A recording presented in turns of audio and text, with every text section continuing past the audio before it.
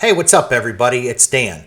Welcome to my channel. This is a place where small business owners like you can come and get the help and advice and support you need for your small business. If you like my content or you find it useful, please subscribe to my channel or click the like button. I'm going to start a series of videos that cover all of the 6 main areas of a business that I covered in my first video. This first series is going to be on finance and accounting.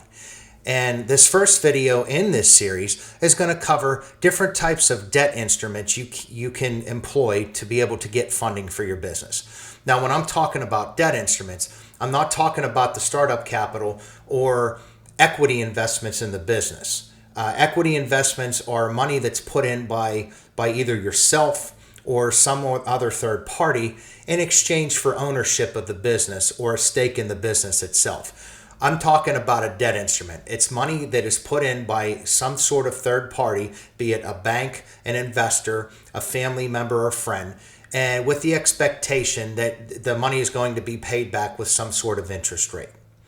So I'm going to cover this topic here on debt financing, and I'm going to cover 7 main ways that small businesses typically encounter when looking for that type of financing. So with that, I'm going to switch my screen over to a PowerPoint and we're going to get started. All right. So as I said, there are 7 common ways for a small business to obtain debt funding. The first one is cash saved and loaned by you as an owner. Now, as I said before, you initially put money in as startup capital for the business, and that was your equity in the business. But let's say that you need to put a little bit more money in the business after it's underway to do some sort of capital injection. Now, as a disclaimer, I am not a CPA or an attorney, but I can tell you that it's very common for business owners, especially if they have a separate entity set up such as an LLC or an S corporation, to loan the money to the business, at least on the books. And then you structure a loan to where you pay yourself back some sort of payment plus interest, or you extend a line of credit from yourself to the business itself. And I'm going to list these in a certain order here, what I think is going to be the least risky to the most risky. And this first one is definitely the least risky. If you don't pay yourself back, you're not going to sue yourself, and you're not subjugate to some sort of third party that's going to bring legal action against you if you don't pay it back. Second one on this list that commonly is overlooked or people don't consider, and these are lines of credit from vendors. So let's say that you have a business that you need to buy some sort of material or supplies for, and you don't have the extra cash laying around, but you have decent credit and you've been operating for a while, or you know the person in your community, you can go to a vendor and you can ask for a line of credit to be set up. And these are generally less risky because some vendors, depending on the size of the lines of credit, they don't ask for any types of personal guarantees against this unless they're pretty sizable or you get multiple accounts out there. But these are, in a sense, a little bit more risky per se than cash loan from yourself, because you're subject to a third party. If you don't pay it, you're subject the business to collections and lawsuits. But most of these people do not require personal guarantee. Now, it does step up in risk if they require a personal guarantee or the account is pretty sizable. But we'll talk more about personal guarantees, what they are, in another video in this series. Next one. Loans or lines of credit from a regular banker or credit union. And these are going to be instruments that are given by the bank that are going to be the lowest interest, so they're less risky from an interest and payback standpoint, and they're going to have more friendlier long-term structure to them that's going to be predictable and easy for you. And this one here is most likely going to have to sign a personal guarantee. So this is a little bit more risky in the sense that it carries a risk to the business if it doesn't pay it back, and it carries a risk to you personally if you don't pay it itself. Third one, and this one people think is less risky than, say, a bank, but it's loans from friends or family members. Not only are you going to open the door to being sued by friends and family members and being harassed if and when the business fails and you don't pay them, you're also going to have an inherent social risk to this as well. And the social risk component, please do not overlook this. I can tell you from experience, it is extremely difficult to mix friends and family with business. It is possible, but it's extremely risky. Not only does it carry a financial risk to you and the business, it also carries an inherent significant social risk as well. Why go through the risk of destroying a relationship, a long-term relationship that you had with a friend or family member, over a few $1,000s in a business? And it is very common, and it does happen. Next one's a credit card.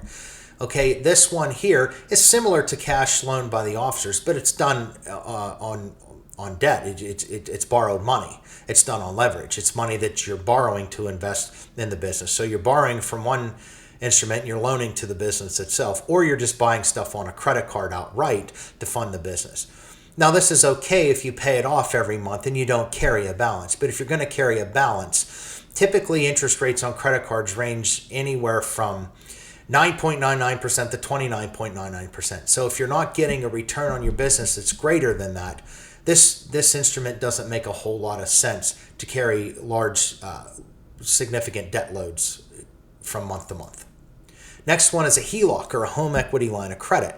Now, this one's similar to a bank loan in interest rates and structured terms, but a HELOC is risky in the sense that if the business doesn't pay it back, you're on the hook for paying it, and your home is against it. So you risk foreclosure of your home by getting some sort of home equity line of credit as well.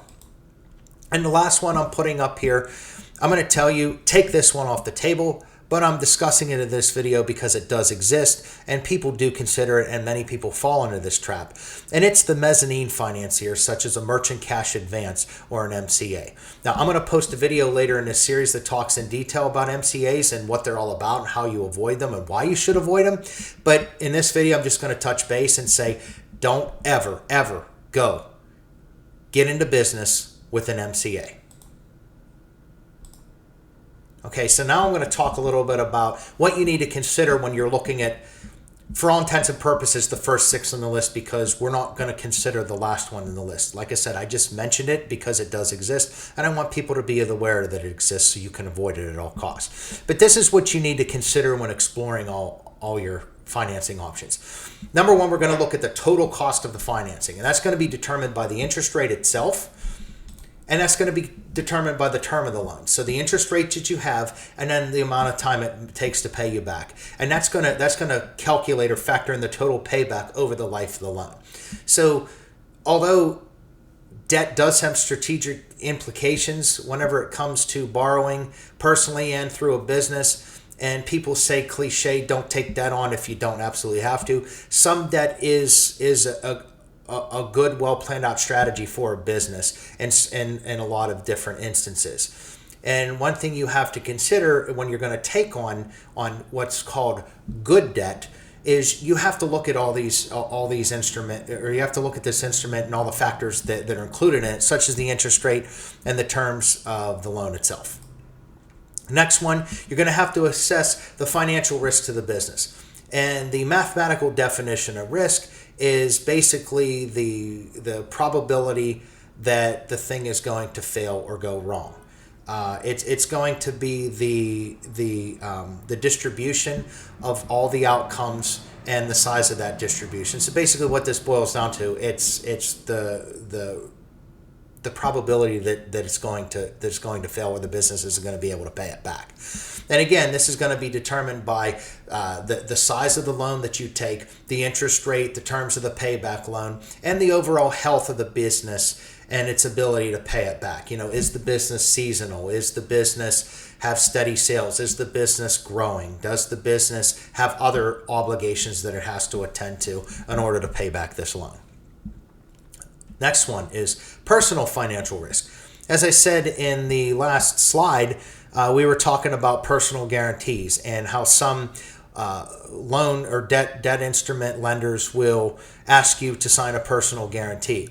A personal guarantee is basically you co-signing on behalf of the business, and it is a legal promise that you will pay back the loan in the event that the business fails and doesn't pay it back. So whenever you do sign a personal guarantee, you generally give them your social security number. And if you don't pay it back, they're going to pursue you legally, and they're going to report to the three big credit bureaus on a personal level. And it's going to hurt your personal credit score as well, especially a bank or a credit card company will do this if you're not able to pay the loan. So there is significant personal financial risk if you do sign a personal guarantee. I'll post a video on personal guarantees and talk about them in detail later in this series. But for now, I just want you to know that a personal guarantee is an instrument that they'll use, and that puts significant personal financial risk against you. Last one is social risk. And this one is particularly inherent with borrowing money from family and friends. And as I said, you can potentially destroy long-standing relationships that you have with friends and family by borrowing money from such friends and family and not being able to pay it back.